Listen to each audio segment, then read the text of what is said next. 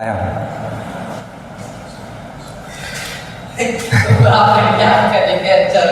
क्या? अच्छा चलो। एक ताऊ जी थे, है ना, ऐसे ही हॉस्पिटल में गए इलाज कराने के लिए। नर्स आई और कही कि सांस लीजिए, ज़ोर से सांस लीजिए। अंकुर यही सोच रहा है, यही गया होगा। तो ताऊ जी ज़ोर से सांस लिए। नर्स पूछी कि कैसा महसूस हो रहा है? तो ताऊ जी कहे कौन सा परफ्यूम लगा के आई, वो बहुत ही शानदार है ना। तो ताऊ जी को इस बात का फ़र्क नहीं था कि उनकी तबीयत ख़राब है या सीने में दर्द हो रहा है या कैसा, परफ्यूम कौन सा है ये पहले बताओ, है ना। चलो, तो अनुच्छेद 16 यहाँ से शुरू करते हैं, यही ना। चलो एक बार बताना है। तो पीछे अपने ताऊ जी हैं, है ना। उनको क्वालिटी से फ़र्क नहीं पड़ता।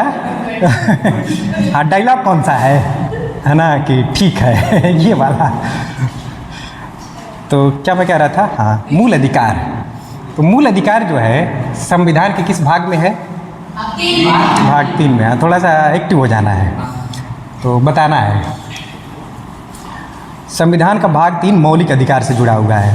संविधान के किस भाग को संविधान का मैग्ना कार्टा कहा जाता है? फंडामेंटल राइट, मूल अधिकार को ही। अमेरिका के मूल अधिकार को क्या कहा जाता है? बिल ऑफ राइट्स कहा जाता है। फंडामेंटल राइट जो है ये कहाँ से लिया गया है? अमेरिका से लिया गया है। इसका उद्देश्य क्या है? मूल अधिकार क्यों? हाँ, ताकि व्यक्ति अपना क्या कर सके, विकास कर सके, डेवलपमेंट कर सके, और वो चाहे कैरेक्टर में हो और चाहे फिजिकल क्वांटिटी उसके पास आ जाए, है ना। आगे बताना है, क्या मूल अधिकार वाद योग्य है? वाद योग्य है कि नहीं है? न्याय संगत है? क्योंकि वाद योग्य को ही क्या कहेंगे? न्याय संगत। तो वाद योग्य है, न्याय संगत है। अगर न्याय संगत है तो अगर हमारे मूल अधिकार का उल्लंघन हो रहा है तो कहाँ जाएंगे? सुप्रीम कोर्ट या हाई कोर्ट जाएंगे। क्या लोअर कोर्ट जा सकते हैं? नहीं, यहाँ पे नहीं जाना है, सुप्रीम कोर्ट या हाई कोर्ट जाना है। मौलिक अधिकार मूल संविधान में कितने थे? 7 थे। वर्तमान में कितने हैं? 6 प्रकार के मौलिक अधिकार हैं। क्या मूल अधिकार में संशोधन हो सकता है? हो सकता है। किस बहुमत से? विशेष बहुमत से। विशेष बहुमत को क्या कहते हैं? स्पेशल मेजॉरिटी कहते हैं। ठीक है। कौन कौन से अनुच्छेद हैं जो भारत के नागरिकों को केवल प्राप्त हैं? 15, 16, 19, 29, 30। कितने हुए? 5 हुए। और कौन सा अनुच्छेद है जो नागरिक प्लस विदेशी दोनों को प्राप्त है? 21 प्राप्त है। संविधान में संशोधन हो सकता है, इससे संबंधित कुछ वाद आए थे, कुछ मामले आए थे, याद है ना। कितने मामले हैं? मामले तो बहुत सारे हो सकते हैं, लेकिन 5 महत्वपूर्ण हैं। कौन कौन से? पहला बताना है, शंकरी प्रसाद 1900 नहीं याद हुआ है, 51 है। और दूसरा कौन सा? सज्जन सिंह कब का है? 1965। और उसके बाद गोलकनाथ कब का है? 1967। किस केस में ये कहा गया था कि मूल अधिकार में संशोधन नहीं किया जाएगा? गोलकनाथ केस में। उसके बाद आता है केशवानंद भारती केस 1973 में। उसके बाद एक और केस है, मिनर्वा मिल केस। कब का है ये? 1980 का है। ठीक है। उधर से आवाज़ नहीं आ रही है, पीछे से। भूल तो नहीं है? का चुप शादी रहा बलवाना। तुम वो बलवान हो जो 7 समंदर पार करके लंका जा सकते हो। श्रीलंका, उसमें भी लंका कैसा लगा होगा? श्री वाला। हाँ, श्रीलंका जा सकते। भूल जाता है ना। श्रीलंका। ठीक है, अब मूल अधिकार एक बार अनुच्छेद से शुरू करेंगे। अनुच्छेद 12 क्या कहता है?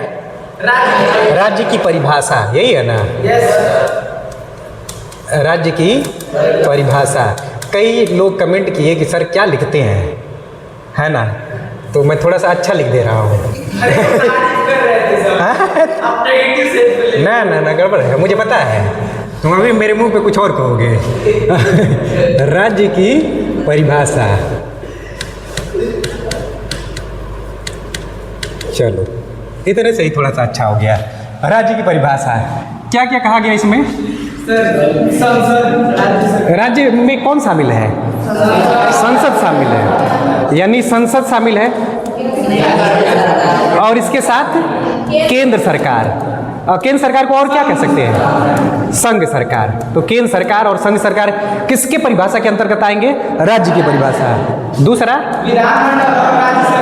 विधान मंडल और क्या? राज्य सरकार। राज्य सरकार ये भी राज्य की परिभाषा के अंतर्गत। तीसरा, स्थानीय सरकार। याद नहीं हुआ है क्या? स्थानीय सरकार। स्थानीय सरकार में कौन कौन आता है? एक तो पंचायती राज, पंचायती राज आएगा, और क्या? नगर पालिका। ठीक है, और कौन आएगा? कोई भी व्यक्ति या संस्था जो सरकार की शक्ति का प्रयोग करेगा वो किसके अंतर्गत? राज्य की परिभाषा के अंतर्गत। 13 अनुच्छेद 13, संसद या राज्य कोई ऐसा कानून नहीं बनाएगी जो मूल अधिकार को क्या करती हो? कम करती हो या समाप्त करती हो। तो इसमें यह कहा गया है कि संसद कोई भी ऐसा कानून नहीं बनाएगी जो मूल अधिकार को कम करती हो या समाप्त करती हो। ठीक है, हाँ, अगर ऐसा कानून बना दे रही है तो उस हद तक, उस सीमा तक उसे शून्य माना जाएगा जिस सीमा तक वो क्या करता हो? मूल अधिकार का हनन करता हो या उल्लंघन करता हो। अनुच्छेद 13। अनुच्छेद 14,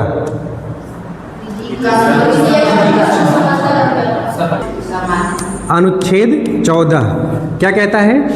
विधि या कानून,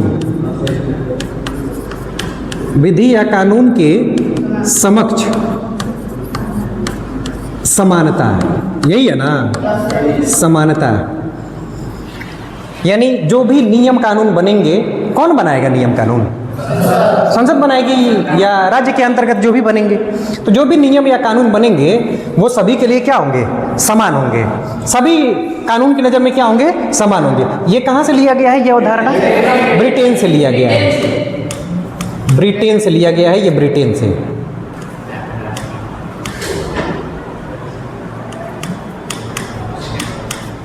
ब्रिटेन से लिया गया है। दूसरा क्या था इसी में? विधियों के समान संरक्षण। ये कोई बताएगा क्या? विधियों के समान संरक्षण।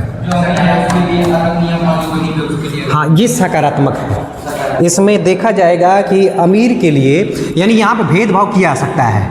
भेदभाव यानी एक शब्द आता है प्रिविलेज, विशेषाधिकार। तो भारत के संविधान के अनुसार किसी को प्रिविलेज नहीं, विशेष अधिकार किसी को नहीं है। विशेष अधिकार का मतलब होता है कि सबल के पक्ष में, यानी जो मजबूत है पहले से, उसके पक्ष में हम भेदभाव करें नहीं। किसके पक्ष में भेदभाव होना चाहिए? गरीब के पक्ष में, है ना? दुर्बल वर्ग, SC ST के पक्ष में भेदभाव होना चाहिए। तो अगर ऐसा भेदभाव हो रहा है जो गरीब के पक्ष में है, दुर्बल वर्ग के पक्ष में है, उसको आधार बनाकर, जैसे BPL, अब इनको राशन दिया जा रहा है तो क्या ये गलत है? नहीं ना, सही है ना? तो इसका मतलब सही है। तो इनके पक्ष में, किसके पक्ष में ये भेदभाव हो रहा है? BPL, जो गरीब लोग हैं उनके पक्ष में, तब तो ये सही है। तो विधि के समान संरक्षण क्या कहता है कि इसमें क्या किया जाएगा कि भेदभाव किया जा सकता है। हाँ, देखा जाएगा कि परिस्थिति कैसी है ना? उसकी सिचुएशन कैसी है। गरीब है तो उसके पक्ष में भेदभाव किया जाएगा, तो ये किया जा सकता है। आगे अनुच्छेद बताओ। 15।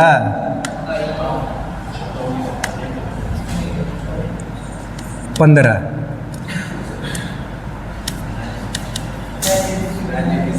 हाँ, क्या बताओ? राज्य, धर्म, मूल वंश, जाति, लिंग, जन्म स्थान, यही है ना, के आधार पर भेदभाव नहीं किया जाएगा। कहाँ भेदभाव नहीं किया जाएगा? तो जैसे जो पहले कुआं हुआ करता था, सार्वजनिक स्थान, कुएं से पानी कोई भी पी सकता है, क्योंकि जब भारतीय समाज अभी आज़ादी का वो रस चख रहा था कि अच्छा आज़ाद हो चुकी है, आज़ादी कैसी होती है, तो पूछा गया किससे? एक छोटे से बच्चे से कि 15 अगस्त 15 अगस्त को आज़ादी कैसी लगी? पीली सी और मीठा लगा था, है ना। 15 अगस्त को जो आज़ादी मिली थी, क्या मिला था उसे? लड्डू मिला था। हाँ, तो उससे पूछा जाएगा तो वो आज़ादी का रस कैसे चखा है? खा कर चखा है क्या? कोई आज़ादी का रस ऐसे खा के चखा है क्या? नहीं। तो आज़ादी के पहले, गलत मैं लिख दिया ना, आज़ादी के पहले ये कुआं हुआ करता था, आज़ादी के बाद भी कुआं था, लेकिन अब कुआं नहीं है। तो इसलिए लिखा गया कुएं में जो अनुसूचित जाति है, अनुसूचित जनजाति है, जिन्हें अछूत कहते थे, उनको ये अधिकार नहीं था कि वो कुएं का पानी पी सके। इसलिए शब्द जोड़ा गया क्या? कुआं, कि वो कुएं का पानी पी सकते हैं। मतलब भेदभाव नहीं होगा, अगर भारत का नागरिक है तो उसके साथ भेदभाव नहीं होगा। दूसरा कि स्नान घाट, बुलवा रहा है कि हमारी तरफ मत देखना, है ना। स्नान घाट, तो स्नान घाट पे भी भेदभाव नहीं होगा। सड़क, अपवाद है ना, तो अपवाद के साथ ऐसा भेदभाव किया जा सकता है, लेकिन और जो लोग हैं, भारत के नागरिक हैं, उनके साथ ऐसा नहीं होगा। और सड़क पर भी नहीं हो सकता, क्योंकि सड़क भी कैसा स्थान है? सार्वजनिक स्थान है, पब्लिक प्लेस है। अनुच्छेद 15, अनुच्छेद 15 हो चुका है ना। अपवाद इसका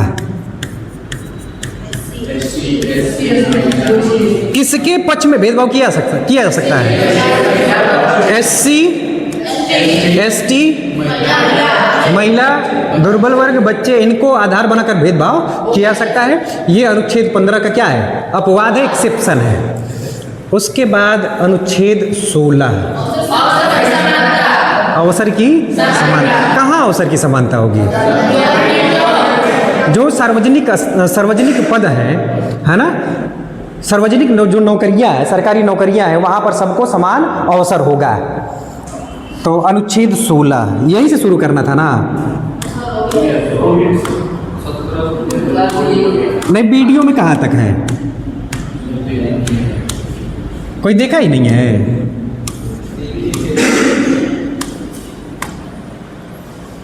कोई नहीं देखा है, तब क्या देख लेना चाहिए ना एक बार। नहीं, इधर उधर थोड़ी है। तो कैसे कह रहे हो इधर उधर? मैं देखता हूँ बकायदा।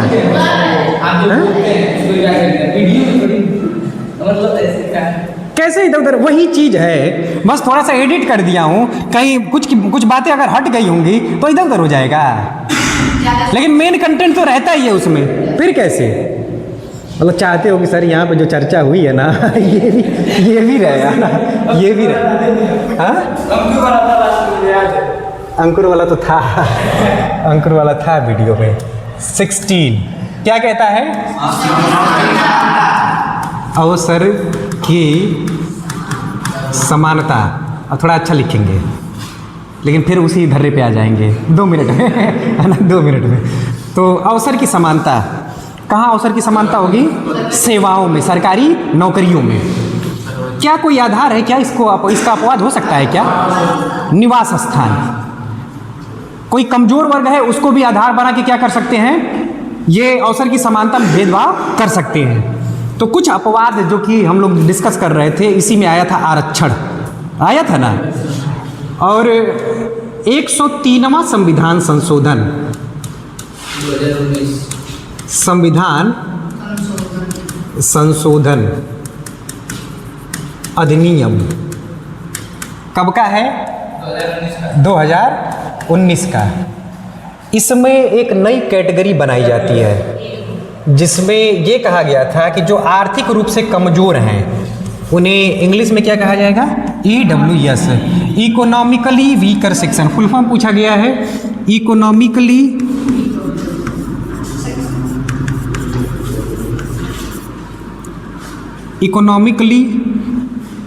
वीकर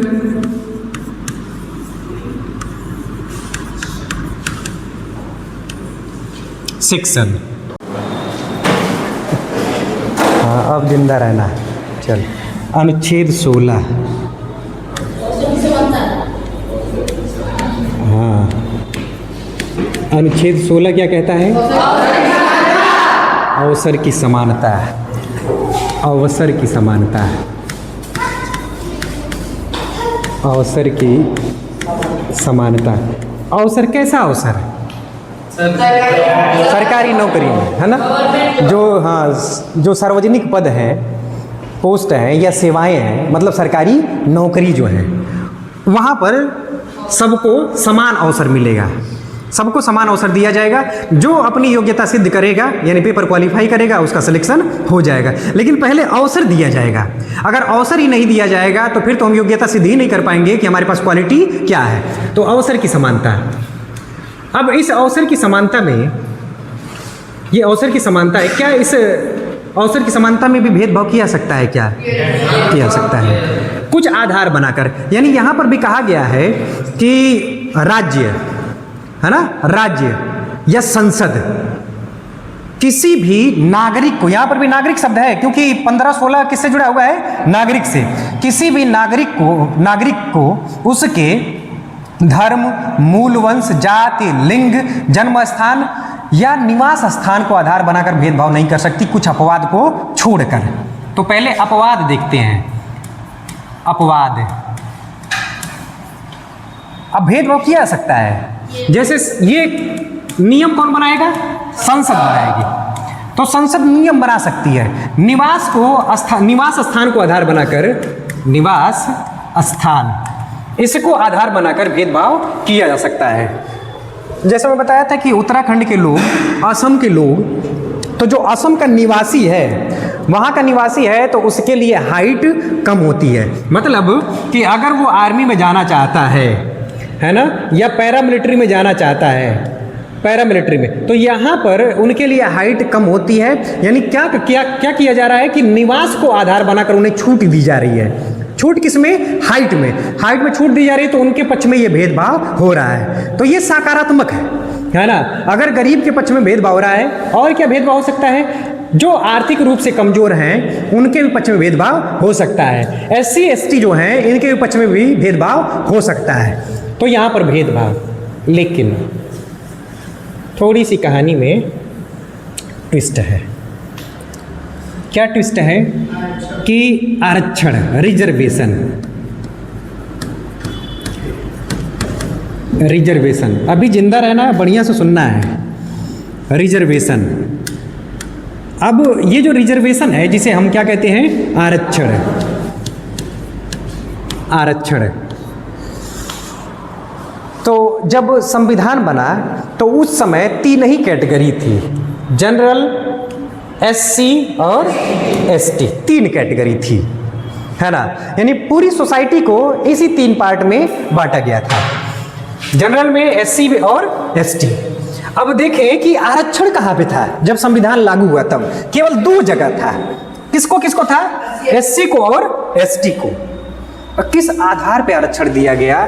तो आरक्षण का आधार बनाया गया जिनकी सामाजिक स्थिति खराब थी, यानी सोसाइटी में वो दर्जा नहीं था जितना कि एक आम आदमी को, एक पैसे वाले को, एक उच्च जाति का जो पर्सन है, तो ऐसा। तो सामाजिक स्थिति, और क्या खराब था? इनकी शैक्षणिक स्थिति, यानी कि शिक्षा इनके पास नहीं थी।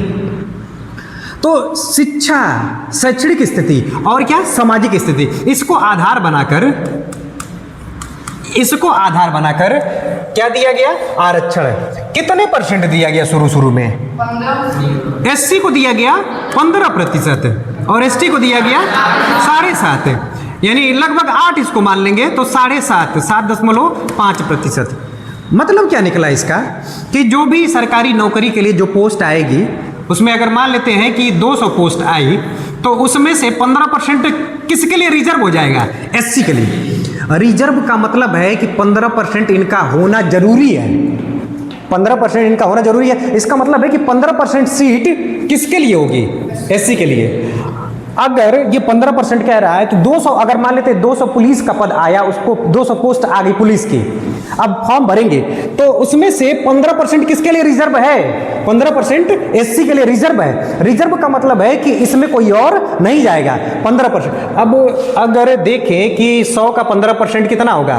15, तो 200 का 15 30 हो जाएगा। इसका मतलब है कि 30 पोस्ट पे केवल और केवल कौन जाएंगे? एससी जाएंगे। यानी 30 पद केवल और केवल किस कम्युनिटी के होंगे? एससी। और इसको 8% मान लेते हैं। तो इसी रेशियो में मतलब 8% सीट किसके लिए रिजर्व की कर दी गई? एसटी के लिए। और एससी के लिए कितना? 15%। तो जितना पोस्ट आएगा उस पोस्ट में से 15% किसके लिए रिजर्व? एससी के लिए। और 7.5% किसके लिए? एसटी के लिए। अब रिजर्व कर दिया गया है, यानी उस 15, अच्छा इस 30 पोस्ट को क्या कोई और लेगा क्या? कोई नहीं ले सकता। इसका मतलब है कि 200 में से घटा देते हैं कितना? 30। अब 30 घटा देते हैं और इसका भी निकाल देते हैं, तो इसको पहले भरना है। यानी 30 पोस्ट किसके लिए होगा? केवल इनके लिए। इसको भर लेंगे, उसके बाद जो बचेगा तो उसका देखा जाएगा। अब ये भी क्वेश्चन है कि क्या मान लेते हैं कि पढ़ने वाले ज़्यादा हो गए तो क्या ये कितना पोस्ट बच गया इसमें से? डेटा थोड़ा आसान ले लेते हैं ताकि समझने में आसानी हो। ध्यान समझ लेना इसको। जैसे मैं कहा कि अगर मान लेते हैं 100 पोस्ट लेंगे तो ज़्यादा अच्छा रहता है समझने के लिए। 100 ये आईएएस का पोस्ट आया है, यानी 100 आईएएस बनाने हैं। तो एससी को कितना % रिजर्वेशन है? 15%। और एसटी को तो 7.5। इसको 8 मान लेते हैं, सीधा 7.5 है, लेकिन हम मान लेते हैं कितना? 8%। अब ऐसा थोड़ी होगा कि 7.5 होगा तो उसको पर्सन को आधा काटा जाएगा और फिर आधा काट के फिर उसे वो रिजर्वेशन दिया जाएगा। तो अब मान लेते हैं कि अब 100 का 15% कितना हो जाएगा? 15, यही होगा ना? 15 और 8% 8 हो जाएगा। तो 15 कितने आईएएस बनेंगे किस कम्युनिटी से? ये आईएएस बनेंगे। और एसटी कम्युनिटी से 8 बनेंगे। अब ये सोचो कि ये जो 8 बनेंगे तो बचा कितना? तो 15 और 8 कितने पोस्ट निकल गए? कितने पोस्ट? 23 पोस्ट तो भर गए, यानी 23 पोस्ट पे तो ये लोग जाएंगे। बचा कितना? 77। अब इस 77 पे कौन जाएगा?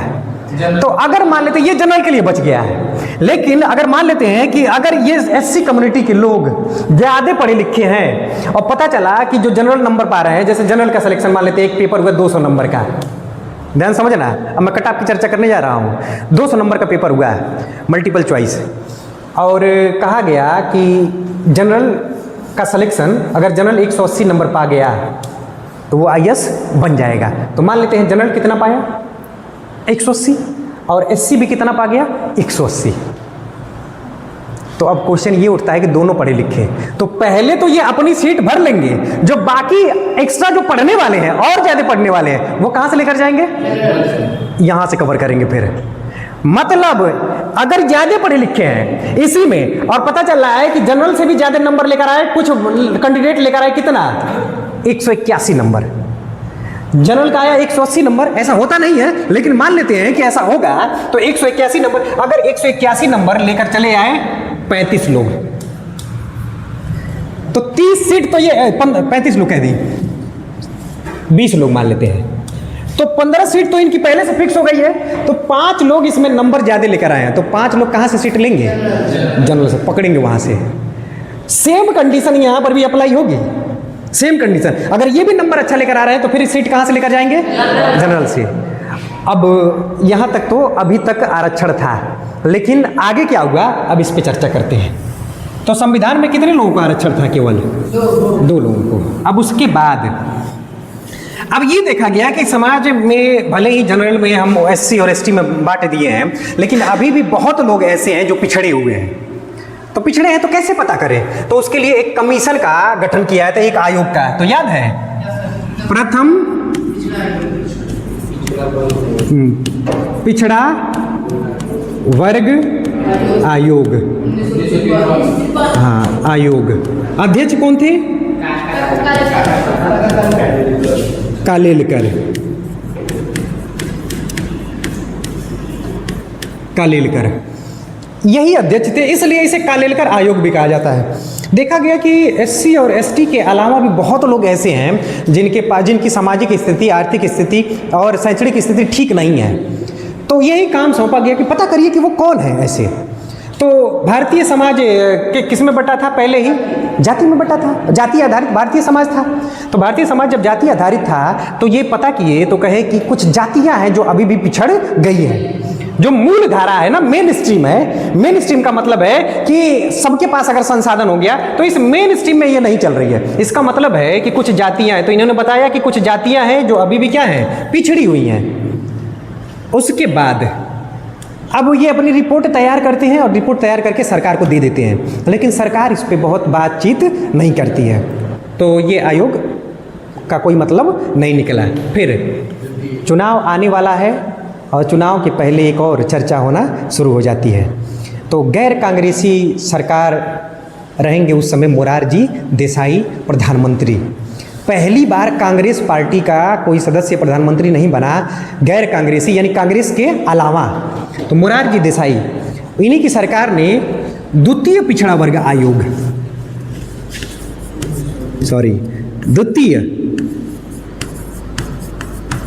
द्वितीय पिछड़ा वर्ग आयोग, पिछड़ा वर्ग आयोग, जिंदा हो ना सब? देखना चाहिए। अब इसके अध्यक्ष कौन थे? बीपी मंडल, है ना, बीपी मंडल। इसलिए इस आयोग को कौन सा आयोग कहा जाता है? मंडल आयोग कहा जाता है। अब मंडल आयोग जो है ये कब फॉर्म किया जाता है? 1979 में, 1979 में। तो 1979 में ये आयोग, और इसको भी वही काम सौंपा जाता है कि पता करिए। तो ये भी पता करते हैं तो पता चलता है कि कुछ जातियां हैं जो पिछड़ी हुई हैं। तो कितनी जातियों को आइडेंटिफाई किया? 3743। इतनी जातियों को ये आइडेंटिफाई करते हैं कि ये पिछड़ी हुई, अभी पिछड़ गई हैं, है ना। तो बीपी बिंदेश्वरी, हाँ, तो इतनी जातियां हैं जो पिछड़ गई हैं, इन्होंने बताया। और पिछड़ गई हैं तो इनका भी वही सामाजिक स्तर गड़बड़ है, तो इनको भी क्या दिया जाए? तब आरक्षण की बात यहाँ पर। लेकिन सरकार उस समय बहुत ज़्यादा इस पर भी चर्चा तो हुई, लेकिन इम्प्लीमेंट नहीं हुआ, लागू नहीं हुआ। उसके बाद आती है सरकार किसकी? विश्वनाथ प्रताप सिंह की।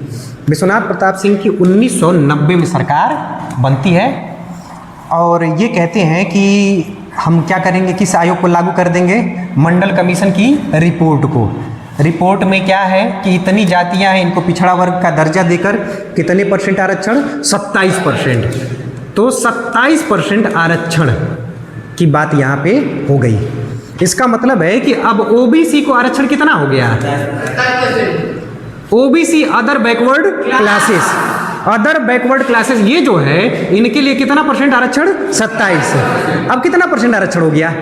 15, 7.5 और 27 हो गया ना। तो ओवरऑल आरक्षण जो हुआ, बताना, जनरल एक और कैटेगरी बन गई, ओबीसी, एससी और एसटी। कितना आरक्षण? कितना आरक्षण? और यहाँ पे कितना आरक्षण? 27%। और बच गया जो सीट वो किसके पास? इनके पास। ये इसमें ये था कि जो बची हुई सीट है, अगर ये लोग अगर इसमें फाइट कर ले रहे हैं, नंबर इनका अच्छा आएगा, तो बची हुई सीट को भी ये कवर कर सकते हैं। तो ये भी कवर करेंगे, ये भी कवर करेंगे और ये भी कवर करेंगे। अब कितना ये न्याय संगत है, तर्क संगत है, ठीक है कि नहीं है, इस पे बाद में चर्चा करेंगे। फिलहाल ये है कि इतना समझ में आया कि नहीं? आ गया ना। अब आगे बढ़, अब EWS आगे आ रहा है ना। फिर अभी वो आएगा कब? हाँ, 2019 में आए। तो 19 तक अभी नहीं पहुँचे हैं, कहाँ तक पहुँचे हैं? 90 तक पहुँचे हैं, 1990, 2019 तक अभी नहीं पहुँचे हैं। आगे बढ़ते हैं थोड़ा सा।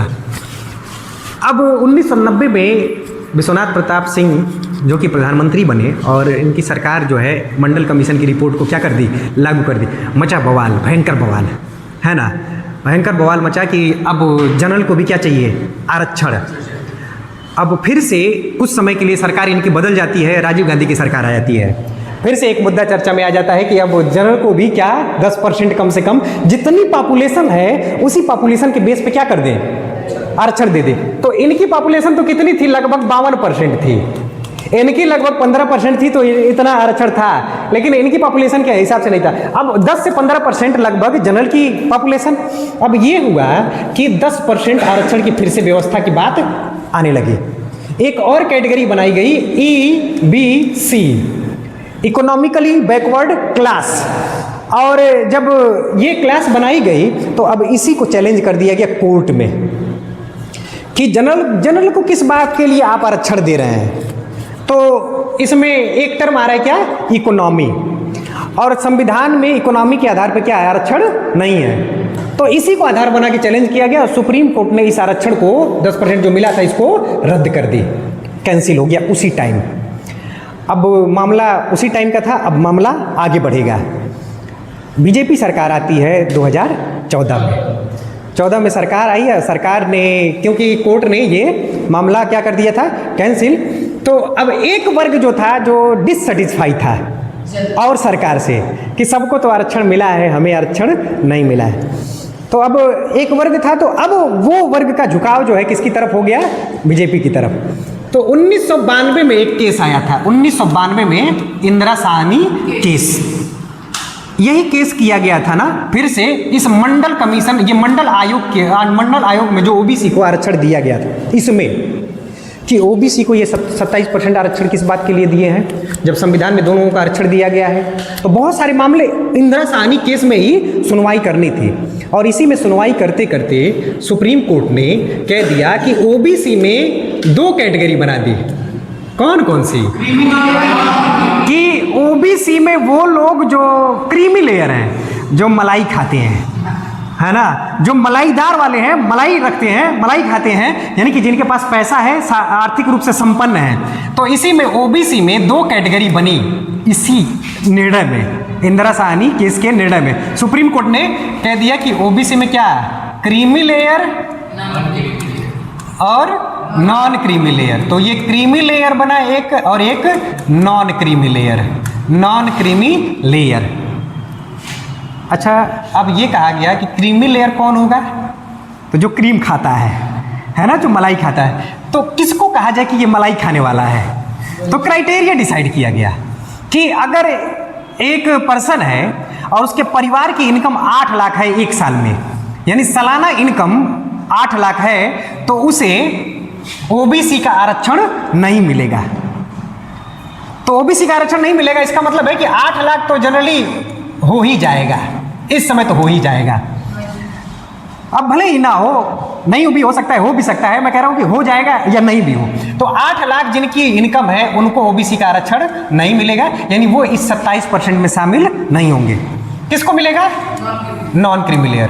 तो ओबीसी में किसको आरक्षण है, जो नॉन क्रीमी लेयर वाले हैं। तो नॉन क्रीमी लेयर वो लोग हैं जिनकी इनकम, पारिवारिक इनकम, सालाना इनकम कितनी है, 8 लाख से कम है। तो कम है तो वो किस में आ जाएंगे, नॉन क्रीमी लेयर में। तो ये 27% का आरक्षण ले सकते हैं। अब आरक्षण कहाँ कहाँ होगा, कहाँ कहाँ ये आरक्षण लेंगे, थोड़ा सा उस पर चर्चा कर लेते हैं। यहाँ तक बातें क्लियर है ना, नहीं क्लियर है, आगे नोट नहीं कराए हैं, नोट कराए हैं कि नहीं, मैं नहीं बोला हूँ क्या, मैं लिख तो रहा था, इसी को तो ऐसे ही लिखा है, हो गया ना। ये शायद नहीं लिखा है, नहीं लिखे हो। ये वाला एक कैटेगरी बनाना है अभी अलग से, क्योंकि फाइनल करते हैं उसके बाद, अभी रुक जाओ। उसके बाद अब मामला आता है क्या, हाँ, इंदिरा साहनी केस का। अब उसी में अब थोड़ा सा और आगे बढ़े तो मामला आया संविधान संशोधन का।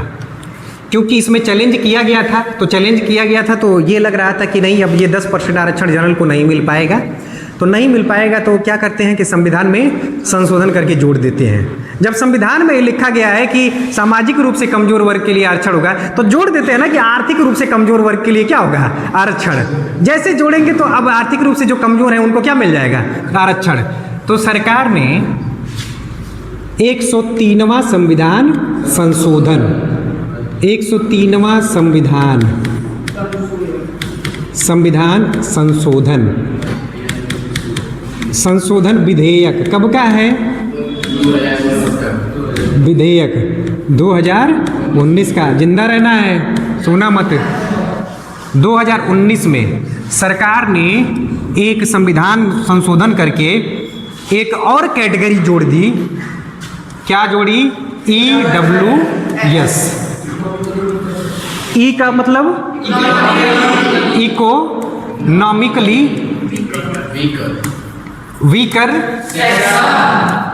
Weaker section. अच्छा, इकोनॉमिकली फुल फॉर्म याद रखना है, यानी हिंदी में देखा जाए तो आर्थिक रूप से कमजोर वर्ग, आर्थिक रूप से कमजोर वर्ग, यानी जिनके पास पैसा कम है या आर्थिक स्थिति जिनकी खराब है। किसमें, जनरल में, ये सब कैटेगरी में नहीं, किसमें ये बात कही गई, जनरल में जो लोग जिनकी आर्थिक स्थिति ठीक नहीं है और जिनकी वही सालाना इनकम भी, इनका भी क्राइटेरिया रखा जाएगा कि अगर उससे ज़्यादा है तब तो ये इनको EWS का आरक्षण नहीं मिलेगा। तो ये कैटेगरी 103वां संविधान संशोधन करके ये कैटेगरी जोड़ी गई और इनको कितने % आरक्षण की व्यवस्था की गई, 10%।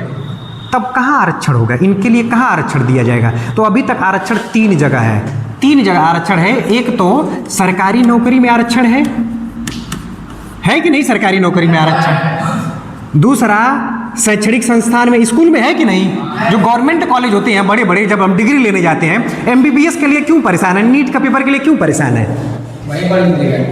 और IIT रुड़की में क्यों जाना चाहते हैं कि कम पैसे में एडमिशन होकर बढ़िया क्वालिटी प्लेसमेंट अच्छा हो जाएगा। तो सरकारी कॉलेज क्यों चाहिए, तो क्योंकि सरकारी कॉलेज में जाएंगे तो एजुकेशन भी वहाँ पे अच्छा मिल जाएगा। बड़े कॉलेज में, डिग्री कॉलेज या जो कॉलेज होते हैं, यूनिवर्सिटी होती है, उनकी मैं बात कर रहा हूँ। तो शैक्षणिक संस्थान में,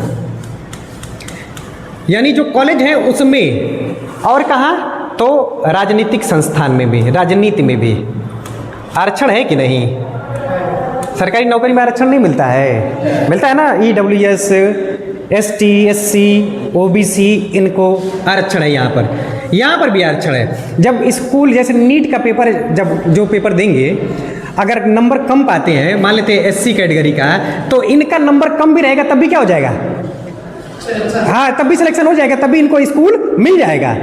और अगर मान लेते हैं कि 100 नंबर का पेपर हुआ है, 100 नंबर के पेपर पे मान लेते हैं कि जनरल की कट ऑफ जो जा रही है 80 नंबर, कि जनरल वाले अगर 80 नंबर पाएंगे तभी इनका सिलेक्शन होगा, और SC को कह दिया गया क्योंकि 70 नंबर पे इनका सिलेक्शन हो जाएगा, 60 नंबर पे हो जाएगा, क्योंकि यहाँ पे आर्थिक रूप, सामाजिक रूप से और शैक्षणिक रूप से क्या है, पिछड़े हैं, शिक्षा का अधिकार नहीं हुआ करता था। तो शिक्षा इनकी उतनी अच्छी नहीं, तो कम नंबर पे भी इन्हें वो कॉलेज मिल जाएगा।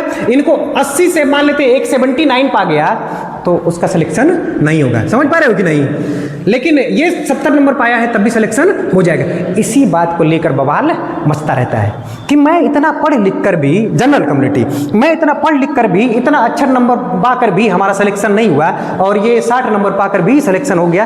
तो अब समस्या है कि कहीं ना कहीं मेरिट, जो मेरिटोरियस लोग रहते हैं, उनका कहीं ना कहीं यहाँ पे मनोबल टूटेगा कि भाई इतना पढ़ने के बाद हम इतना नंबर लेकर आ रहे हैं, अच्छा नंबर लेकर आ रहे हैं, फिर भी हमारा सिलेक्शन नहीं हुआ। लेकिन जो SC कम्युनिटी में, बस SC कम्युनिटी का है तो उसका सिलेक्शन हो गया।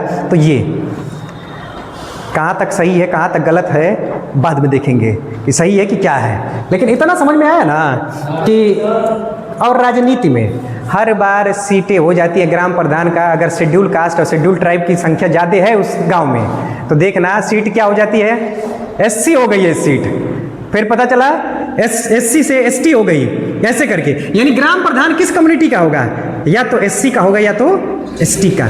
नहीं समझ में आया क्या? गलत कह दिए ना। देखो होता क्या है कि अगर मान लेते एक गांव है, उस गांव में 200 लोग हैं और 100 लोग केवल एससी कम्युनिटी के हों, तो सीट किस में बदल जाएगी? तब जनरल सीट नहीं रह जाएगी, ओबीसी सीट नहीं रह जाएगी, तब कैसी सीट हो जाएगी? एससी। यानी कैंडिडेट जो उम्मीदवार होगा प्रधान पद का वो कौन होगा? एससी होगा। एक गांव है हमारे गांव के जस्ट सामने, हर बार वहाँ का सीट जो हो जाता है वो क्या? तो एससी हो जाता है। यानी प्रधान जो बनेगा किस कम्युनिटी का है? एससी कम्युनिटी का। तो यहाँ पर भी आरक्षण है। तो कहाँ का आरक्षण हो गया? सरकारी नौकरी, शैक्षणिक संस्थान और राजनीति में। राजनीति में ओबीसी को ना के बराबर है, कहीं कहीं आरक्षण मिल जाता है और नहीं तो नहीं। लेकिन यहाँ 3 जगह एससी और एसटी के लिए फिक्स है, ये आरक्षण रहता ही है। क्लियर है? Yes sir. तो समझ में आ रहा है? Yes sir. टेंशन तो नहीं हो रही है ना? हाँ, टेंशन नहीं, अपने पे भरोसा रखना है और अपनी क्वालिटी पे। आरक्षण क्या है उससे फर्क नहीं पड़ना चाहिए। हाँ, उससे फर्क नहीं पड़ना चाहिए। मेरी क्षमता है तो हम ऐसा होगा कि सबसे टॉप भी करेंगे, है ना? आरक्षण मिले चाहे ना मिले।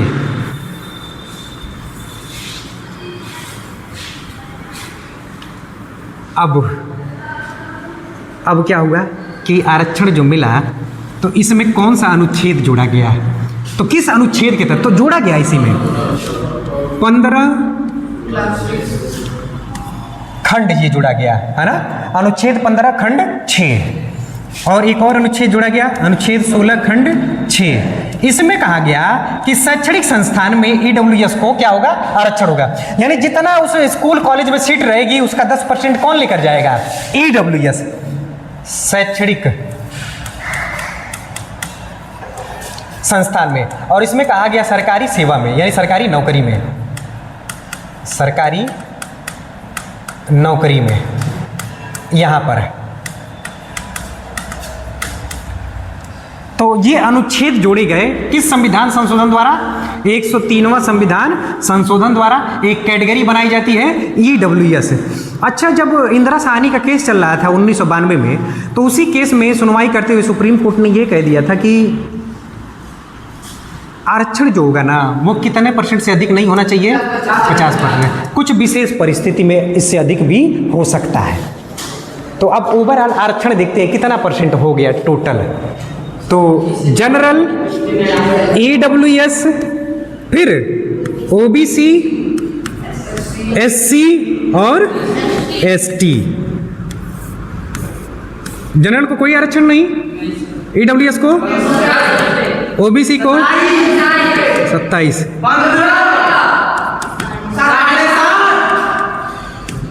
चलो।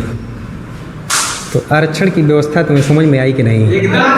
है ना? अब जैसे ही चर्चा हो तो उसमें पार्टिसिपेट कर सकते हो कि कैसे गलत है और कैसे सही है। हाँ, कैसे गलत है और कैसे सही है। अब थोड़ा सा और चर्चा कर लेते हैं कि अन्याय किसके साथ हो रहा है वर्तमान में किसके साथ? तो जनरल और ईडब्ल्यूएस की लगभग आबादी टोटल 10 से 15%। अब ये जो सेंसस होगा ना उसमें एक्चुअल डेटा आएगा, है ना? एक्चुअल डेटा आएगा तब पता चलेगा। इसका ओबीसी की जो आबादी है, पॉपुलेशन है, ये अप्रॉक्सीमेटली ये 50 से 65% के बीच में होगी। इसके बीच में ये लगभग 15% ही, और ये लगभग 7 से 8% ही, ये इतना। तो लगभग जितनी आबादी है उतना आरक्षण यहाँ पे हो गया, लगभग जितनी पॉपुलेशन है उतना यहाँ पर हो गया, और लगभग जितनी पॉपुलेशन है यहाँ पर हो गया। और ओबीसी को जितनी पॉपुलेशन है उसके आधार पे आरक्षण नहीं है। तो ओबीसी को टेंशन इस बात का है कि हमारी पॉपुलेशन के प्रोपोर्शन में जितनी पॉपुलेशन उतना रिजर्वेशन। अब इसी बात पे ओबीसी कैटेगरी नाराज है। नाराज कोई नहीं था, सरकार एक कैटेगरी बनाई है 1980 के आसपास, यही ना। नाराज कोई नहीं था, एक कैटेगरी बनाई। अब उससे एक कैटेगरी नाराज हो गई, फिर 1980 में दूसरी कैटेगरी, एक कैटेगरी खुश हुई तो दूसरी नाराज हो गई, जनरल नाराज हो गई। अब ये नाराजगी लगातार बनी हुई है, सब एक दूसरे से। हम वही लोग हैं जो इस आरक्षण को लेकर आपस में लड़ जाते हैं। है ना, कि ये सही है। अब ये बात हुआ कि ठीक है, ओबीसी में तो आप कह दिए कितना, ओबीसी में आप कह दिए कि एक और कैटेगरी होगी क्रीमी लेयर और दूसरी कैटेगरी नॉन क्रीमी लेयर। और यहाँ पर भी चर्चा आ गई थी कि यहाँ पर भी क्या होना चाहिए, क्रीमी लेयर और नॉन क्रीमी लेयर। यहाँ पर भी डिसाइड करिए, यहाँ पर भी डिसाइड करिए। तो यही बवाल मचा था। चंद्रशेखर रावण जो उत्तर प्रदेश के, है ना, जो एक बेहतरीन नेता है ना, अब चाहे वो किसी कम्युनिटी के लिए हो, अच्छा वो कम्युनिटी के लिए है तो बेहतरीन नहीं कहेंगे, कहेंगे तब भी कहेंगे ना। अगर वो वाकई बेहतरीन नेता है तो हम कहेंगे कि हाँ ये बेहतरीन है। जैसे प्रशांत किशोर, है ना, जैसे जयराम महतो, कहाँ का, झारखंड का, देखे हो कि नहीं, कभी नहीं देखे हो जयराम महतो को? तो बढ़िया एक लीडर है, अभी उभरता हुआ। लेकिन ज़रूरी नहीं है कि ये हमेशा सही रहे। जैसे एक चड्ढा आए थे और वो चड्ढा पहन के भाग गए, और कहाँ भाग के चले गए, बीजेपी में चले गए, है ना। हम तो यही सोच रहे थे कि ये चड्ढा पहने हैं तो हमारे साथ रहेंगे, गरीब आदमी चड्ढा पहन के आया है ना। क्या यार, तो बीजेपी में तो भरोसा किसी का नहीं है, सच्चाई यही है, भरोसा किसी का नहीं है। बहुत अच्छे अच्छे मुद्दे उठाया, लेकिन अब कौन सा मुद्दा उठा रहा होगा ये भगवान ही जाने। तो आरक्षण ये क्लियर है ना, ये पूरे आरक्षण का एक ओवरव्यू हमने दे दिया कि ऐसे आरक्षण है। अभी इसमें बहुत सारी बातें हैं, अब उतना चीड़-फाड़ करेंगे तो मामला गड़बड़ हो जाएगा, है ना, मामला गड़बड़ हो जाएगा। इतना तक ठीक है, सही है ना। अब इसको उतार लेना है, इसको उतार लेना। बना लियो क्या, बनाया हो?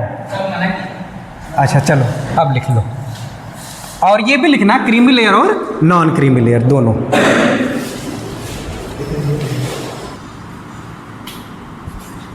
तो नए चेहरे को मौका दिया जाए ना। Yes sir. हाँ, प्रमोट करना चाहिए। नया चेहरा कहीं भी आ जाए, किसी भी जाति का हो, ये नहीं देखना है। अगर सही है, लॉजिकल बातें कर रहा है तो उसको प्रमोट करना है। जैसे मैं बॉलीवुड की बात कर रहा था, पुराने चेहरे ही अभी तक जमे हुए हैं, नया चेहरा बिल्कुल नहीं है। नया चेहरा बढ़ेगा ना तो वो मारा जाएगा 100%। ठीक है, तो EWS हो गया। अब आते हैं अनुच्छेद 17। अच्छा सर, यहाँ पे आपने विधेयक लिखा, लेकिन वो तो अब एक्ट हो गया है। अरे गड़बड़ कर दिए, बताओ विधेयक में लिखा। सर मैं सोच रहा था, आप बोल रहे थे जब पूरा कुछ हुआ होगा तब, लेकिन उसके बाद तो अधिनियम में तो लोग एक बार बोल नहीं पा रहे थे, पूरी वीडियो खराब हो गई होगी। थोड़ी वीडियो के खराब है, वो सब बढ़िया ऑडियंस है सर, नहीं छोटी। मैं समझ रहा हूँ, फिर भी यहाँ पे अधिनियम होना चाहिए ना, ये अधिनियम होना चाहिए। बहुत भारी मिस्टेक हो गया है ना। इस बार तो एक बार बोल दिए होते तो सर मैं सोच रहा था अधिनियम था ना, सब गड़बड़ कर रहे हैं। ठीक है, संसद के आने से पहले वो फिक्स था ना ये। अब ये तो तसल्ली देने के लिए कह रहे हो, है ना, लेकिन अंदर से हमारी आत्मा जानती है ना कि क्या सही है क्या गलत है। हाँ, ये हो सकता है, चलो कोई नहीं, ये अधिनियम होगा ना कि विधेयक। हाँ, ये अधिनियम होगा। अब इसको थोड़ा सा जोड़ना पड़ेगा उसी बीच में। मैं इसको मैं बोल ही दे रहा हूँ कि ये मैं गलत लिखा था, विधेयक, विधेयक नहीं होगा, अधिनियम होगा। 103वां संविधान संशोधन अधिनियम 2019 में, जो कि मैं विधेयक लिख दिया था, ये अधिनियम होगा। अधिनियम सब लोग कर लेंगे, ठीक है। इसको मैं बीच में एडिट करके रखूँगा, है ना, तब हो पाएगा। अब अनुच्छेद 17।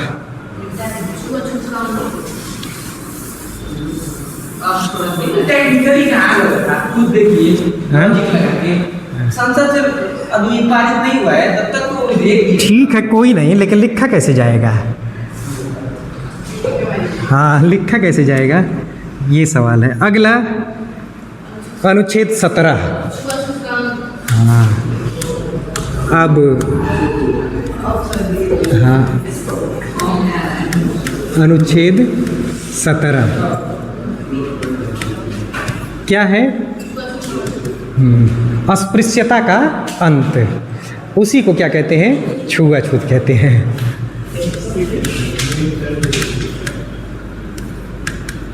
अस्पृश्यता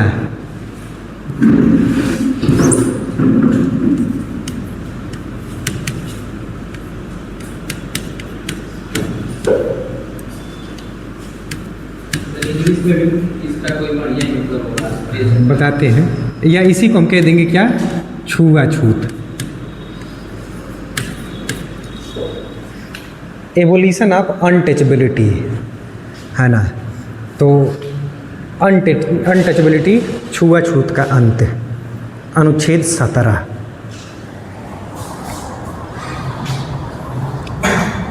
इसमें किसके साथ छुआछूत की बात कर रहा है? तो नहीं, शुरू में केवल और केवल एससी के साथ था कि एससी के साथ अगर उसकी जाति के आधार पर उसके साथ अगर भेदभाव हो रहा है, एक अधिनियम पारित किया जाता है 1955 में ही, 54 या 55 की ही बात है, और उसी में ये अस्पृश्यता निवारण अधिनियम था, और उसी में ये बात कही गई किसके लिए, अनुसूचित जाति के लिए, कि कुछ काम ऐसे होंगे कि अगर कोई पर्सन ऐसा करेगा तो वो क्या कर रहा है, छुआछूत कर रहा है। तो कौन से कार्य छुआछूत माने जाएंगे? जैसे मैं देखा कि कोई पर्सन जो एससी कम्युनिटी का है और मैं जनरल या ओबीसी या किसी भी कैटेगरी से आ रहा हूँ, तो मैं देखा कि ये एससी कम्युनिटी का है, तो इस जाति का है, मुझे पता चल गया, और वो कहीं बैठा था, मान लेते हैं कि ऑटो में ही बैठा था, और ऑटो में बैठा था, हम देखे और कहे कि नहीं हम यहाँ पे नहीं बैठेंगे क्योंकि किस कैटेगरी का पर्सन बैठा है, एससी। अगर मैं ऐसा कर रहा हूँ तो मैं छुआछूत कर रहा हूँ, और छुआछूत दंडनीय अपराध है, पनिशेबल ऑफेंस है। इसमें जमानत नहीं मिलती है, जमानत नहीं मिलेगी, और कम से कम जो चेक करने, जांच करने आएगा वो डीवाईएसपी, एसपी से एक रैंक नीचे का अधिकारी आएगा, दरोगा उरोगा नहीं आएंगे, समझ रहे हो? क्योंकि छोटे अधिकारी को खरीद नहीं सकते, लेकिन बड़े अधिकारी को थोड़ा सा मामला गड़बड़ हो जाएगा। तो यहाँ रखा गया है कि ये बाद में जोड़ा गया, कि अगर कोई पर्सन जाति के नाम पे, है ना, छुआछूत कर रहा है, मान लेते हैं कि आटा चक्की है और आटा चक्की पे वो गया और गेहूँ पिसवाने गया था, आटा पिसवाने नहीं, गेहूँ पिसवाने गया था है ना। तो अंकुर जाता है आटा पिसवाने, उसको कई बार मैं मना किया कि जाना है तो गेहूँ पिसवाने जाना है, नहीं सर आटा पिसवाने में ये आटे को मैदे में कन्वर्ट कराता है ना। तो अगर उस आटा चक्की पे हम जाके ये कह दें कि यहाँ पे एससी कम्युनिटी आटा पिसवाती है इसलिए हम नहीं पिसवाएंगे, तब भी हम क्या कर रहे हैं, छुआछूत। फिर कह दे धर्म के नाम पर ग्रंथ निकाल के कह दे कि ब्राह्मण क्षत्रिय वैश्य शूद्रा, ये वाला वो वाला फलाना ढिमकाना, इसलिए हम करेंगे छुआछूत। तो ये भी क्या है, हाँ गलत है, ये भी अपराध है। इसका मतलब है कि किसी चीज़ का हवाला दे के बचेंगे नहीं, छुआछूत वो हो जाएगा। तो इसी में कहा गया है कि अस्पृश्यता का अंत कर दिया गया है, लेकिन अभी भी इसकी जड़ें कहीं ना कहीं हमारे समाज में बनी हुई हैं, अभी भी हैं, है ना। हाँ, और ये हमारे सोसाइटी का दोहरा चरित्र देखो, एक तरफ कहते हैं कि हम छुआछूत करेंगे और दूसरी तरफ कहते हैं कि पैसा में नहीं करेंगे, पैसे में नहीं करेंगे, है ना, है कि नहीं। तो ये डुअल नेचर है ना, डुअल नेचर है कि पैसे में नहीं करेंगे, बाकी हर जगह कर सकते हैं। चलो, तो अनुच्छेद 17, अब यही एक एक्ट आता है 1989 में, जिसे कहते हैं SC ST एक्ट, है ना, यही है SC ST एक्ट।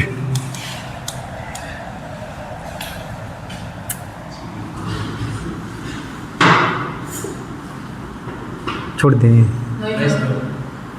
तो इसको कंप्लीट करें। तो इसी एक्ट में पहले तो केवल SC थे और किसको शामिल कर दिया गया, ST। इसमें 44 काम को बताया गया कि ये क्या होगा, छुआछूत होगा।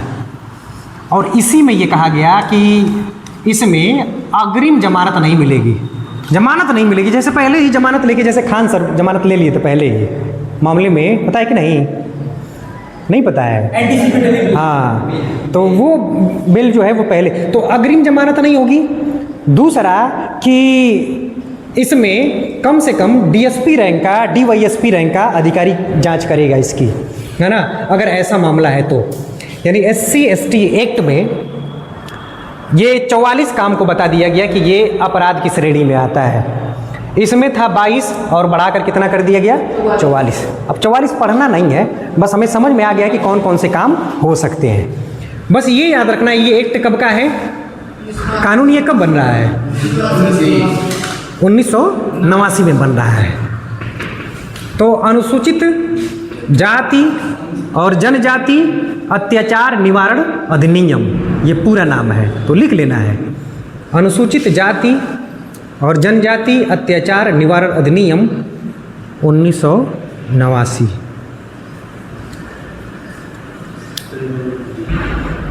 अनुसूचित जाति एवं जनजाति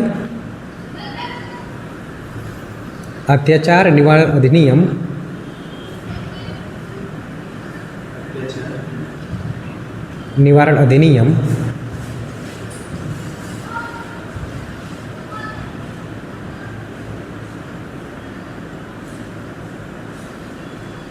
ये टाइम और तत्काल गिरफ्तारी होगी, तुरंत गिरफ्तारी, पहले गिरफ्तारी, हाँ तत्काल गिरफ्तारी होगी, पहले जेल चलेंगे फिर बाद में निपटेंगे। ये बहुत अच्छा है, हाँ ये चीज़ बहुत अच्छा है। अच्छा तो है,